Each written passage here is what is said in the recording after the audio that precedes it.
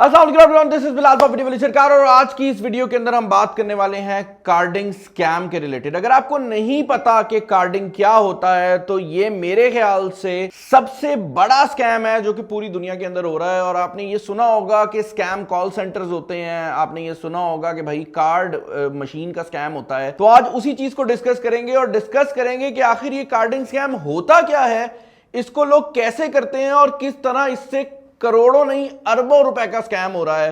और अनफॉर्चुनेटली हमारा ये जो खित्ता है इसके अंदर बहुत ज्यादा कॉल सेंटर्स और कंपनीज हैं जो कि देखने में सुनने में सॉफ्टवेयर हाउसेस लगते हैं लेकिन असल में वो सॉफ्टवेयर हाउसेस नहीं हैं। अच्छा, कार्डिंग स्कैम किस तरह से होता है वो समझने से पहले आपको ये समझना पड़ेगा कि ये आखिर होता क्यों है। आपको ये बात पता होगी कि पाकिस्तान के अंदर ज्यादातर लोग डेबिट कार्ड यूज करते हैं। ये कार्ड आपके बैंक अकाउंट के साथ लिंक्ड होता है। आपके बैंक अकाउंट में 100 रुपया है तो आप 100 रुपया एटीएम से निकलवा सकते हैं। आपके बैंक अकाउंट में लाख रुपया है तो आप लाख रुपया निकाल सकते हैं।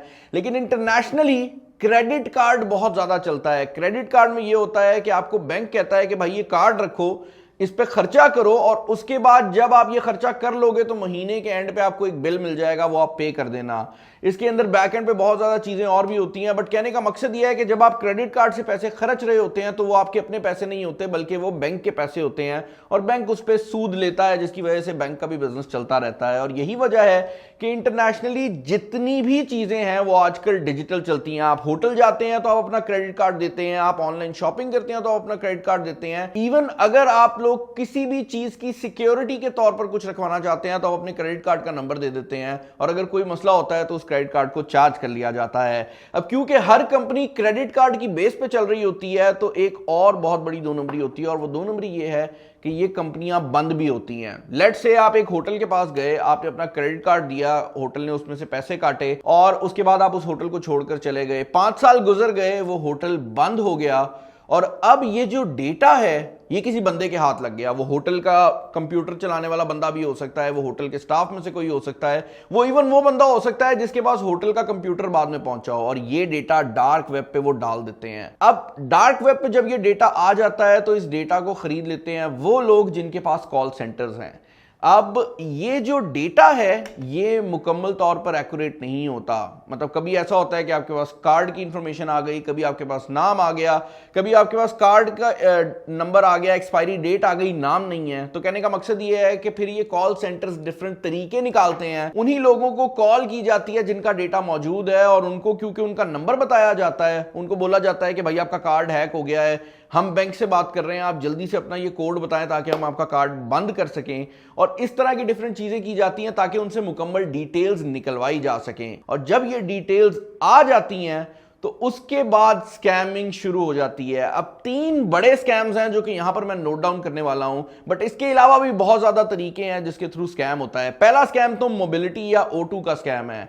इंटरनेशनली जो मोबाइल फोन है ना वो आपको कैरियर्स प्रोवाइड करते हैं, यानी कि जैसे पाकिस्तान में जैज और जोंग है ना, लोग मोबाइल फोन भी उन्हीं से खरीदते हैं। वो साल के पैसे दे देते हैं और हर महीने किस्तों की फॉर्म में मोबाइल फोन की कॉस्ट जो है वो कटती रहती है। यही वजह है कि बाहर आप देखेंगे किसी ने अगर आईफोन लेना हो तो उसके लिए मुश्किल नहीं होता। अब ये स्कैमर्स करते क्या है कि वो बंदे को मैसेज करेंगे कि आप आईफोन 15 प्रो मैक्स ले लें काफी कम प्राइस में।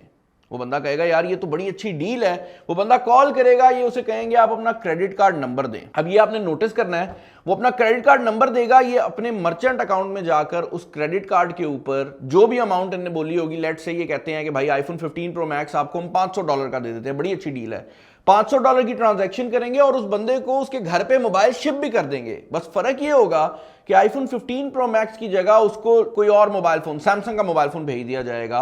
अब वो बंदा वापस कॉल करेगा, वो कहेगा भाई आपको तो मैंने आईफोन 15 प्रो मैक्स के पैसे दिए थे, आपने मुझे सैमसंग का फोन प्रोवाइड कर दिया है। ये कहेंगे कोई मसला नहीं है सर, गलती हो गई होगी, आप एक काम करें, हमारा बंदा आ रहा है, आप उसको ये फोन दे दें, आपको दूसरा फोन मिल जाएगा। अब उससे वो जो सैमसंग का फोन है वो भी वापस ले लिया जाएगा। और अब ये बंदा जब जाकर क्लेम करेगा बैंक को कि भाई मुझे तो कुछ नहीं मिला, मेरे साथ स्कैम हो गया, तो बैंक कहेगा भाई आपकी तरफ तो डिलीवरी हुई है और डिलीवरी के ऊपर आईफोन 15 प्रो मैक्स लिखा भी हुआ था, आप झूठ बोल रहे हैं। अब इस बंदे के पास कोई प्रूफ नहीं होगा कि मैंने वो जो सैमसंग का बेचारा फोन आया था वो भी वापस कर दिया है और उसके बाद ये कंपनी ये मर्चेंट अकाउंट भी बंद करेगी और इस तरह से $500 का स्कैम लगा लेगी। और ये कॉल सेंटर्स बड़े लेवल पे ऑपरेट करते हैं जहां पर हर दिन हजारों स्कैम्स हो रहे होते हैं। अब ये सिर्फ कॉल सेंटर्स तक महदूद नहीं है, एक और बहुत बड़ा तरीका जो कि हैकर्स यूज करते हैं वो है लाइव सेशन और टिपिंग का स्कैम।